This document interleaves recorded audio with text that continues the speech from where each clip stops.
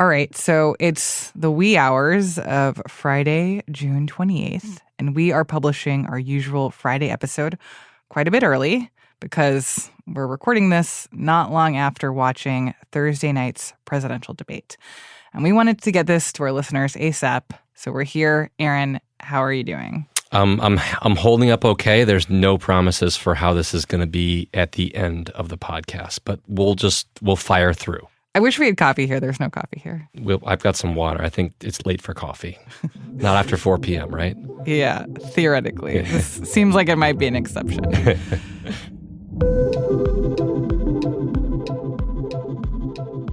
So welcome to The Campaign Moment. I'm Martine Powers, co-host of Post Reports. And I'm Aaron Blake, senior politics reporter and author of the Campaign Moment newsletter. And I have to say, this feels like quite a campaign moment, right? Like a momentous moment. This is the first time a current president has debated a former president. It was very early for a general election presidential debate. These things usually don't happen in June. It was hosted by CNN in Atlanta, we should point out. But I just want to start by diving right in. Aaron, the obvious question that I have is, how did this go, especially for President Biden? Yeah, that is the focus after this debate and will be the focus in the days ahead. The question with President Biden, despite Democrats trying to avoid it for a very long time, has been whether President Biden will look vigorous enough, will assure people who have concerns about his age and mental sharpness, which is a strong majority of the American electorate. It includes Democrats, lots of Democrats. And they had some hope after the State of the Union address in March. It was an energetic speech. It went relatively well for President Biden. I think they saw that and thought they could be on track for the kind of campaign that they need, which is a vigorous one. This debate is, I think, the most significant moment of the campaign so far, could be one of the most significant moments of the campaign writ large when we look back on it, because it is the moment in which Democrats' fears about how Biden's age could play really were driven home. It was a stumbling debate. President Biden struggled to get his words out. He couldn't finish his points at certain points. It confirmed everything that Democrats had kind of strained to avoid about his ability to carry the torch forward. And I just want to point out that this felt particularly palpable, like right at the beginning, that it set this tone of, I don't know, uncertainness. And then you had this one particular moment where Biden was really struggling. Aaron, can you explain a little bit about like what was happening in this moment, what the context was? Yeah, so Biden was actually given a chance to respond to a question about the national debt, which Trump had answered before him. Let's listen to that tape. And again, this is from the CNN presidential debate. We'd be able to help make sure that all those things we need to do, child care, elder care, making sure that we continue to strengthen our healthcare system, making sure that we're able to make every single solitary person eligible for what I've been able to do with the with the COVID. With dealing with everything we have to do with. Look, if we finally beat Medicare. Thank you, President Biden. President Trump? And you just have to imagine, like, that's the moment where a lot of Democrats, like, hearts sank. This is definitely the moment where the phone started blowing up as far as people reacting to this. That was the case for me. It's been the case for people who I've heard talk about this. I think that, the media is often faulted for focusing on the performance aspect of things. Mm-hmm. Number one, this kind of thing, it matters because politics to some degree is a performance art. But the moments that like this that matter are when people's preconceived notions are just confirmed all at once. This moment, it wasn't just Biden struggling to get his thought out. It was him using the wrong words. And then the punctuation mark was Jake Tapper, the moderator, signaling that the time had run up, that he ran out of time. He couldn't finish his thought. And I think this is going to be a debate moment that we look back on in the future in this race, depending on what happens. It wasn't the only moment like this, but it was certainly the most striking moment. And I think this is the moment that really set the tone for the rest of the debate. And I want to be clear that that clip in particular was not reflective of the entire debate, right? Like, as it picked up, you could tell that Biden got a little stronger in his voice, that he was a little bit more confident, that there was more energy there. But at the same time, it did feel like he continued to not land some of those central points that you would think were like the slam dunks for him in this campaign, particularly when it comes to abortion, right? Like this, and we'll talk more about abortion in terms of how Trump framed the issue. But listening to him talk about this issue that is supposed to be so animating for Democrats and really struggle to like make sense of what he's trying to say, it wasn't great for him. I supported Roe v. Wade, which had 3 trimesters. The first time is between the woman and the doctor. Second time is between the doctor and an extreme situation. The third time is between the doctor, between the woman and the state. Like, you could argue he should have a better line than that. Right. You can look at the transcript of that and you can kind of figure out what he was trying to say with it. But, if you're watching that debate, if you're a casual voter who hasn't really tuned in, you're not really going to be able to make heads or tails of that. And I think that was a lot of the performance. It wasn't necessarily the first clip that we played where he just couldn't finish his thought, period. A lot of it was just kind of stumbling a little bit and not able to kind of complete the talking point that he seemed to have moving into the debate. I also think that a major side effect of this, having these moments is going to make those moments the focus. But his preparation for this, I think, rendered him unable to counter Trump when Trump was making certain points that he would have wanted to weigh in on, like on abortion. He was so focused on. What do you mean by the preparation? Because I would have assumed like the preparation would have helped him in this. I think, I'm not speaking for myself here as somebody who prepares for this podcast every time, but sometimes when you focus on remembering the right things to say, it can make you less spontaneous. It can make you less able to really engage and have a conversation with somebody. And in this debate, the moderators were not fact-checking Trump. Well, neither of them actually were being fact-checked because CNN decided that that wasn't going to be something that the debate moderators were going to do. And that put the onus on Biden to joust with Trump. And so when Trump says something like, babies are being killed after they're born in blue states, which is just we'll get to in a second. Not true. Biden's not able to drive a message. He's not able to volley back on that. And I think he just got kind of lost in his ability to try and focus on the things he was planning on saying, and he wasn't able to actually debate some of the key points that he would have wanted to drive home in this debate. Well, let's turn here to talk about Trump, because I also don't think you could say that he had a particularly great performance. No. And as you pointed out, so much of what he talked about in this debate was marked by really profound falsehoods. I think what feels most glaring is his statement about abortion, essentially that in blue states, infants are getting murdered. Let's hear a little bit about how he framed the abortion issue. The problem they have is they're radical because they will take the life of a child in the 8th month, the 9th month, and even after birth. After birth, if you look at the former governor of Virginia, he was willing to do this. He said, we'll put the baby aside and we'll determine what we do with the baby, meaning we'll kill the baby. Like, what is he talking about? So this traces back to something that former Virginia Governor Ralph Northam said a number of years ago. It was a very inartful comment, but he was not talking about killing babies. He was talking about a baby with severe birth defects and what would happen at that point. It was not about a post-birth infanticide.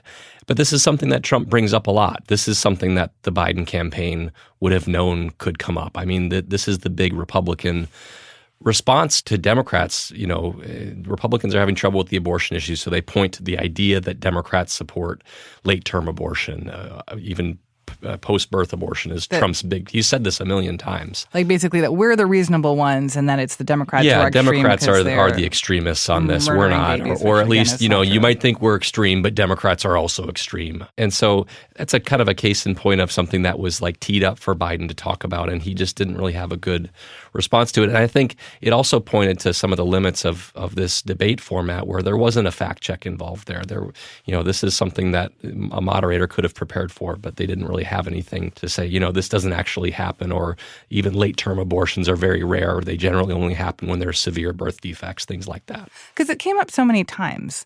Like Biden talked about how Trump said in 2017 that participants in the Unite the Right rally in Charlottesville were very fine people. And Trump denied that he'd said that, even though there is proof that he did say that. We shouldn't be having a debate about it. There's nothing to debate. He made up the Charlottesville story, and you'll see it's debunked all over the place. Every reasonable anchor has debunked it. And just the other day it came out where it was fully debunked. It's a nonsense story. He knows that, and he didn't run because of Charlottesville. He used that as an excuse to run. President Biden? And debunked. It happened. All you have to do is listen to what was said at the time. And to your point, like those were moments where it did feel like, to me, the format, the lack of fact-checking from the moderators really felt glaring because Trump could kind of keep steamrolling down those paths of like saying things that weren't true, and Biden was kind of struggling to keep up with like when and how to insert himself to push back against those things. Yeah, it's after the debate, Biden delivered a more energetic post-debate rally where he said that they're going to be fact-checking Trump in the days ahead. He really focused on this issue.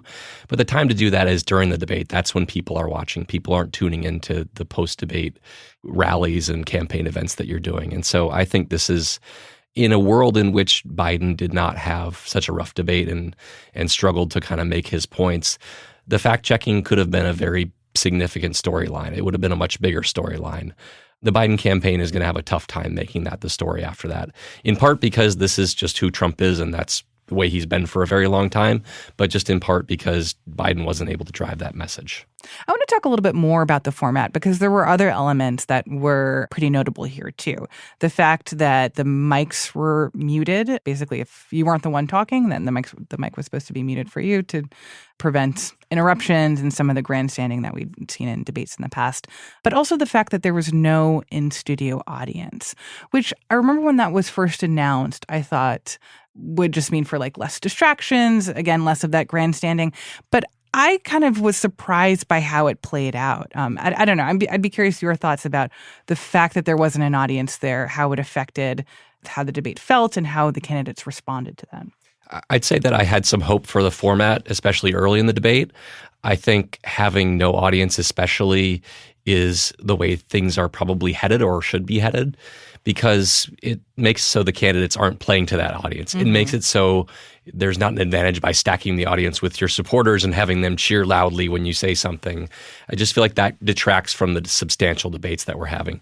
The mute button thing, I think, is a tough one because you want to see the candidates joust to some degree. You don't want it to be a shout fest like the first 2020 debate between Trump and Biden, which really fell apart. But at least early in the debate, you didn't see the candidates talking after their time was up because they know the audience wouldn't be able to hear them. I do think, though, that it worked less well in this debate because the candidates weren't really debating each other. They were making their points. Trump was just steamrolling with his false claims. And so because there wasn't they weren't going back and forth and answering each other's questions and charges, it just made it much more disjointed. And we didn't have a very substantial debate. We didn't learn much about where the candidates stand on the issues in this debate. It was largely a regurgitation of the things that they've said before.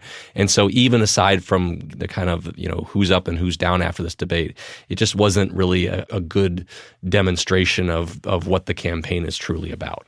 Yeah, even tonally, I felt like the moment when they first walked out on the stage and you expect to hear applause and there was no applause and it felt kind of dead. It was weird. The candidates didn't seem to know what to do with it either. They just kind of stood around and looked at each other a little bit, maybe like, where am I supposed to be looking kind of thing. Yeah. And I felt like it sucked the energy out of at least the beginning of the debate in a way that I do wonder if it had a particular effect on Biden or what his energy level would have looked like if he had that audience feedback. And I think maybe in some ways played to Trump's strengths or at least made Trump the discipline enforced by the format helped Trump seem more disciplined. Exactly. I'm really glad that you brought that up. I mentioned the first debate in 2020, and that was a debate in which Trump constantly interrupted Biden.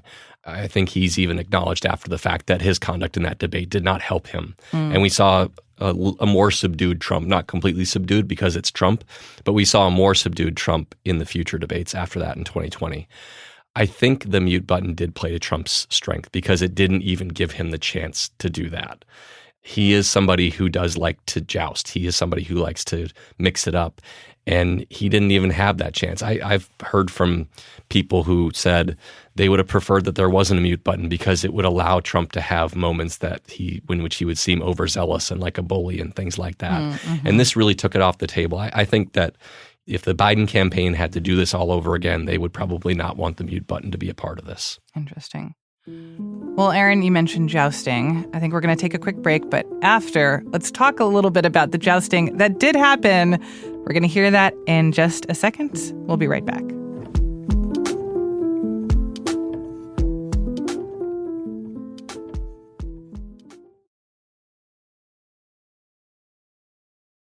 So, Aaron, you were talking about how the format of this debate didn't really lend itself to a lot of back and forth between the two candidates.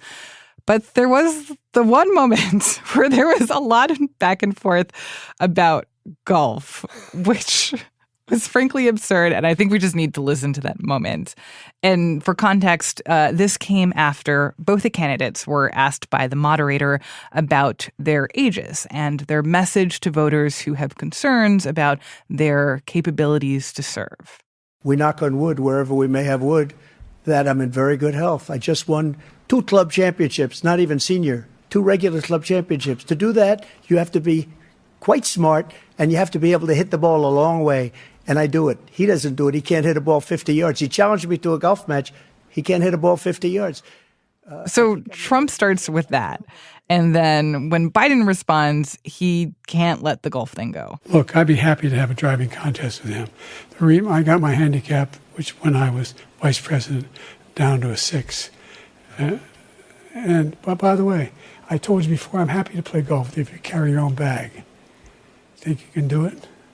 That's the biggest lie that he's a 6 handicap of all. I was an 8 handicap. Yeah. 8. Never. But I have, you know how many? I've seen you swing. I know you swing. Okay, let's not act like children. President Trump, we're going to 21 turn Let's not act like children. You to are a a child. specific concern. I have to say I don't know anything about golf. And this exchange really, threw me for a loop.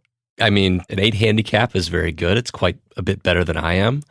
I don't know why they felt the need to litigate this on a presidential debate stage. Like, who comes out looking good in this? Yeah, I mean, the fact that this concluded with Donald Trump, of all people, saying, let's not act like children. Yes. That just really punctuated it for me. I mean, this is the guy who will get down and dirty and argue about anything.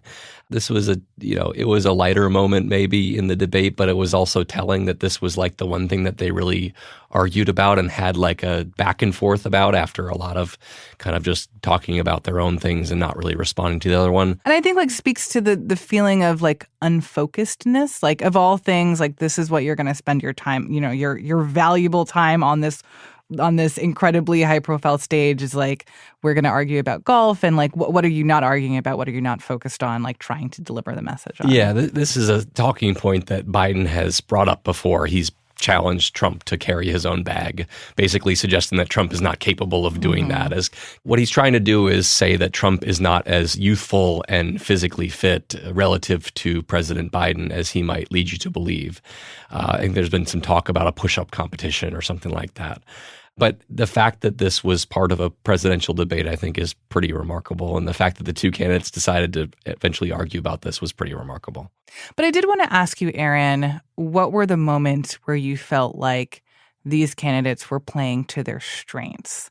Because for me, at least in terms of Biden's performance, I did feel like the moments where he was talking about issues of democracy, issues of January 6th, issues of Trump's legal problems, like those were the moments where I felt like you could see Biden start to land some punches. We saw with our own eyes. We saw what happened on January 6th. We saw the people breaking through the windows. We saw people occupying his own vice president. Look, there's a reason why 40 of his 44 top cabinet officers refused to endorse him this time. His vice president hasn't endorsed him this time. So why? Why? They know him well. They serve with him. Why are they not endorsing him? Yeah, I think that's exactly right. If there's, in another world, these are the things we're talking about. The Biden campaign has, during the Manhattan trial, they were kind of reluctant to weigh in too much on this, but now that's over and they seem to be more comfortable with it. This was bringing these issues to people who maybe haven't consumed them a whole lot. And I thought that Biden was relatively strong on mentioning the substance of Trump's various legal issues. So he mentioned molesting E. Jean Carroll. He mentioned sex with a porn star in the Manhattan criminal trial. Think of all the civil penalties you have. How many billions of dollars do you owe in civil penalties for molesting a woman in public, for doing a whole range of things, of having sex with a porn star on the night while your wife was pregnant? I mean, what are you talking about? You have the morals of an alley cat. Give you a minute, sir. I didn't have sex with a porn star, number one. Number two, that was a case that was started and moved. They moved a... Yeah, it was the rare moment where he had Trump on his heels. Trump felt compelled to deny that he had a tryst with Stormy Daniels. If you ever would have thought that a presidential candidate would have to stand on a debate stage and say, number one, I didn't have sex with a porn star. Like, think about that moment 8 years ago before the Trump, presidency ever began, that we would ever get to that point. It's a pretty striking moment. And so I think that's where Biden was strongest, but it was kind of clouded over by everything else. What were the moments where you thought Trump was strongest, or more specifically, like most persuasive? Like when we think about this narrow swath of Americans who are not sure whether they want to vote for Biden or Trump or either, or they're just going to sit the whole thing out. Like, what were the moments where you felt like Trump articulated arguments that you think would be appealing to some of these voters who aren't completely on board with the way that he does things? One of the things that I was really struck by in the debate is how much inflation came up. This was the subject of an early question from the moderators, and Trump kind of came back to it over and over again in a way that seemed to be obviously calculated, knowing that this is one of President Biden's biggest liabilities, and it certainly is one of his biggest liability. The one moment that I thought was particularly noteworthy here was where Trump mentioned Biden's claim that he basically inherited this level of inflation, that it was at 9%. This is something that Biden has been saying repeatedly on the campaign trail, even though it's not true. And Trump called him out on that. He also said he inherited 9% inflation. No, he inherited almost no inflation, and it stayed that way for 14 months. And then it blew up under his leadership because they spent money like a bunch of people that didn't know what they were doing, and they don't know what they were doing. It was probably the worst administration in history.